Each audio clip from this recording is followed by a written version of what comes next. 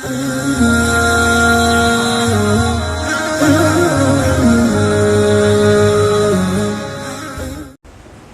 علیکم ورحمۃ اللہ وبرکاتہ ان الحمد للہ والصلاة والسلام علی رسول اللہ اما بعد اعوذ باللہ السمیع العلیم من الشیطان الرجیم من ہمزہ ونفسہ ونفثہ یا ایہا الناس اعبدوا ربکم الذی خلقکم والذین من قبلکم لعلکم تتقون صدق اللہ العظیم۔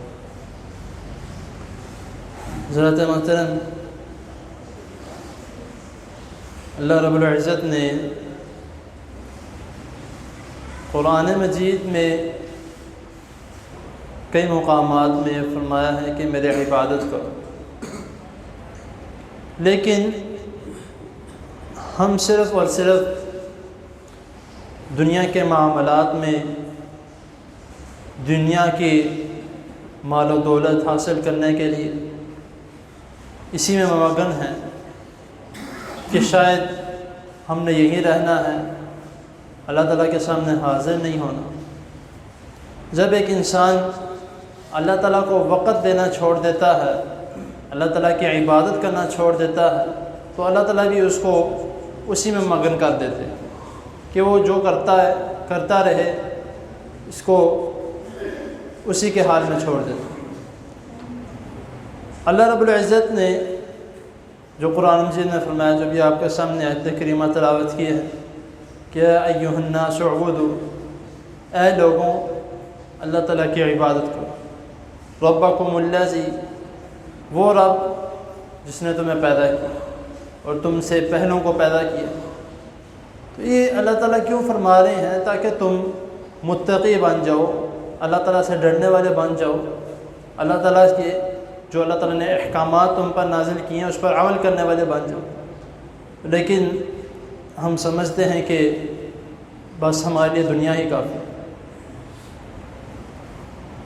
نبی کریم صلی اللہ علیہ وسلم ایک حدیث میں آتا ہے، حضرت ابو ہریرہ رضی اللہ تعالی عنہ اس حدیث کے راوی ہیں، وہ بیان کرتے ہیں کہ رسول اللہ صلی اللہ علیہ وسلم فرما رہے ہیں کہ اللہ تعالیٰ نے فرمایا کہ اے ابن آدم، اگر تم میری عبادت کے لیے یکسو ہو جاؤ تو میں تمہارے دل کو استغنا، بے نیازی سے بھر دوں گا اور تمہاری تمام محتاجیاں دور کر دوں گا۔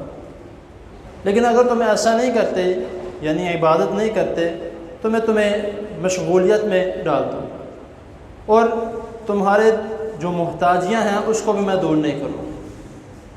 جامعہ ترمذی کی حدیث ہے، حدیث نمبر 2466 2466، کہ وہی جو میں نے آپ کے سامنے پہلے بات کی کہ جو انسان، اب اللہ تعالیٰ نے ہر انسان کو یہ نہیں کہا کہ ہر وقت میری عبادت میں لگے رہو، کاروبار بھی کرو، لیکن کاروبار بھی کس طرح کا ہو کہ حلال ہو، وہ بھی عبادت بن جائے۔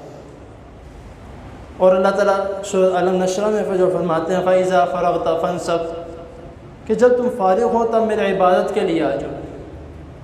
تم کاروبار کرتے ہو، ٹھیک ہے کاروبار کرو، لیکن جب اذان کا وقت ہو، نماز کا وقت ہو تو میرے عبادت کے لیے آؤ۔ تمہیں جو وقت جو دیے ہیں، مقرر کیا ہے تمہارے لیے، تو اس وقت اللہ تعالیٰ کی عبادت کے لیے۔ ہم نے جتنا بھی ٹائم ہے صبح سے لے کے شام تک، سارا کا سارا ہم نے صرف اور صرف کاروبار کو دے دیا کہ ہم نے کاروبار سیٹ کر لیں، یہ کام سیٹ کر لیں، بعد میں نماز دیکھی جائے گی۔ میں کچھ ایسے لوگوں کو بھی جانتا ہوں جن سے پوچھا جائے کہ آپ کس ٹائم نماز وغیرہ پڑھتے ہو، کہتے ہیں ہم ساری رات کو اکٹھی پڑھتے ہیں، ظہر عصر مغرب عشاء رات کو اکٹھی کر کے پڑھتے ہیں۔ تو یہ تو ہمارا حال۔ تو پھر ہم کہتے ہیں کہ بے برکتی بہت ہے، ہمارا پتہ نہیں کاروبار سیٹ نہیں ہو رہا، جس کام کو ہاتھ ڈالوں وہ کام بگڑ جاتا ہے۔ تو اسی لیے بگڑ جاتا ہے کہ جب ہم اللہ تعالیٰ کی عبادت نہیں کرتے تو اللہ تعالیٰ نے بھی پھر ہمارا اللہ تعالیٰ کیوں کریں گے؟ تو اسی لیے کوشش کریں کہ اپنا کام بھی کریں، کاروبار بھی کریں، لیکن جو زیادہ وقت ہے وہ اپنی اللہ تعالیٰ کی عبادت کے لیے یکسو ہو کر اللہ تعالیٰ کو وقت دے، تاکہ اللہ تعالیٰ بھی آپ کے لیے تمام محتاجیاں جب اللہ تعالیٰ خود فرما رہے ہیں کہ میں تمام محتاجیاں جو ہے وہ دور کر دوں گا. اللہ تعالیٰ کی حضور دعا ہے اللہ تعالیٰ ہمیں جو سنا اس پر عمل کرنے کی توفیق عطا فرمائے. جزاک اللہ.